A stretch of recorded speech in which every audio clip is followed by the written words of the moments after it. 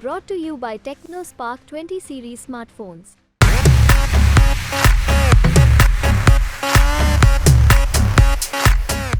वो भैया अमित शाह का दूसरा लेवल का आदमी है। उसने कभी क्रिकेट खेली नहीं, मगर वो तेंदुलकर जी की जगह पे बैठा हुआ है। आपको खुश करने आया हूं आज मैं यहां, मूड ठीक करने आया हूं। जो मोदी जी ने, अंकल जी ने आपका मूड खराब कर रखा है, वो मैं ठीक करने आया हूं। तो सबसे पहले क्या होगा, हिंदुस्तान के सब गरीब परिवारों की लिस्ट बनाई जाएगी। करोड़ों परिवारों की लिस्ट बनेगी और हर परिवार में से एक महिला का नाम चुना जाएगा। अब आप पूछो क्या होगा, पूछो क्या होगा, मैं बताता हूं। उस महिला के बैंक अकाउंट में साल के 1 लाख रुपए डाल देंगे। हर महीने 8,500 रुपए खटाखट 1 तारीख को खटाक खटाक खटाक खटाक। आप जानते हो यहां महिलाएं बैठी हैं, 21वीं सदी में महिला और पुरुष दोनों काम करते हैं, जॉब दोनों करते हैं, मजदूरी दोनों करते हैं। सही करते नहीं करते? ठीक है। अब 8 घंटे दोनों काम करते हैं, दोनों को पैसा मिलता है। 10 घंटा करते हैं, 12 घंटा करते हैं, दोनों को पैसा मिलता है। मिलता नहीं मिलता है? मगर जो महिला घर में काम करती है उसके लिए उसको पैसा क्यों नहीं मिलता? आप 8 घंटा काम करते हो, वो जो बैठी हुई है वो 8 घंटा बाहर करती है, 8 घंटा घर में करती है, 16 घंटा वो काम करती हैं। मगर जो घर में काम करती हैं उसके लिए उनको 1 रुपया नहीं मिलता। इसीलिए हमने निर्णय लिया है कि महिलाओं के बैंक अकाउंट में 1 लाख रुपया जाएगा। वो उससे आपका भी फायदा होगा। ये मत सोचिए कि वो पैसा आपको नहीं मिलेगा, वो मिलेगा। मगर महिला के बैंक अकाउंट में हम 1 लाख रुपए साल का डालेंगे। तो ये हो गई पहला कदम, करोड़ों लाखपति का पहला कदम। अब मैं आपको दूसरा कदम बताता हूं। यहां पे मुझे दिख रहे हैं नरेंद्र मोदी जी ने, अंकल जी ने बहुत सारे लोगों को बेरोजगार किया है। प्रफुल्ल पटेल जी ने बहुत सारी यहां पे नौकरियां खत्म की हैं, मुझे दिख रहा है। ये देखो, हां दिख रहा है। अब अंबानी का जो बेटा है वो जॉब मार्केट में घुसने से पहले, अदानी का बेटा, अंबानी का बेटा, टाटा का बेटा, वो भैया अमित शाह का दूसरा लेवल का आदमी है। उसने कभी क्रिकेट खेली नहीं, मगर वो तेंदुलकर जी की जगह पे बैठा हुआ है। बट वो अलग बात है। तो वो अप्रेंटिसशिप करते हैं, 1 साल की अप्रेंटिसशिप होती है, उनकी ट्रेनिंग होती है, सैलरी मिलती है और फिर उसके बाद 1 साल की टेम्पररी, 6 महीने की टेम्पररी नौकरी करने के बाद उनको परमानेंट नौकरी मिलती है।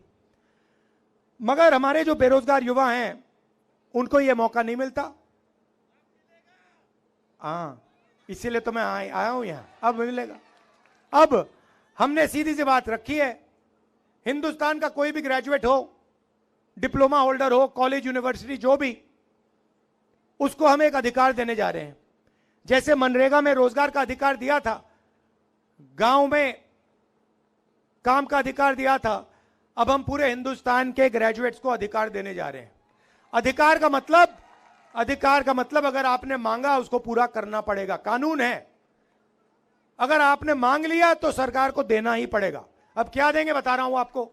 अप्रेंटिसशिप मिलेगी, 1 साल की अप्रेंटिसशिप होगी, प्राइवेट सेक्टर में, पब्लिक सेक्टर में, सरकारी ऑफिसेज में, सरकारी अस्पतालों में 1 साल की पहली नौकरी पक्की।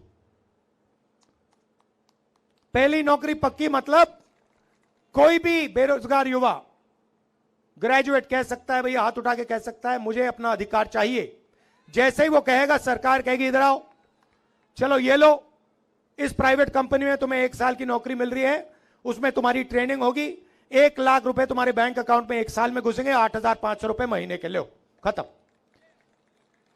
और करोड़ों युवाओं को यह फैसिलिटी दी जाएगी। तो एक तरफ महिलाओं को 1 लाख रुपए साल के, 8,500 महीने के, और दूसरी तरफ बेरोजगार युवाओं को ट्रेनिंग और महीने के 8,500 रुपए, साल के 1 लाख रुपए। ये हो गए, करोड़ों लाखपति बन गए। अब किसान कहेंगे भैया देखो, हमें महालक्ष्मी योजना जो महिलाओं का पैसा है उससे फायदा होगा, हमारे बेटियों को अप्रेंटिसशिप मिलेगी, ये तो सब ठीक है, बेटियों को अप्रेंटिसशिप मिलेगी, मगर हमारे लिए आप क्या करने जा रहे हो? तो किसानों से मैं कहना चाहता हूं, नरेंद्र मोदी जी ने अदानी जैसे लोगों का कर्जा माफ किया, सरकार बनते ही तुम्हारा कर्जा माफ हो जाएगा, किसानों का कर्जा माफ हो जाएगा। और अलग अलग प्रोडक्ट्स के लिए सब लोगों को सही दाम मिलता है। कोई गाड़ी बनाता है उसे सही रेट मिलता है, कोई टूथपेस्ट बनाता है उसे सही रेट मिलता है, मगर किसान दिन भर काम करता है, खून पसीना देता है, उसको सही रेट नहीं मिलता, कभी नहीं मिलता। हर किसान जानता है जब उसको धान बेचना होता है, शुगर केन बेचना होता है, गेहूं बेचना होता है, एक्सपोर्ट पॉलिसी बदल दी जाती है, कुछ ना कुछ हो जाता है, उसे सही रेट नहीं मिलता।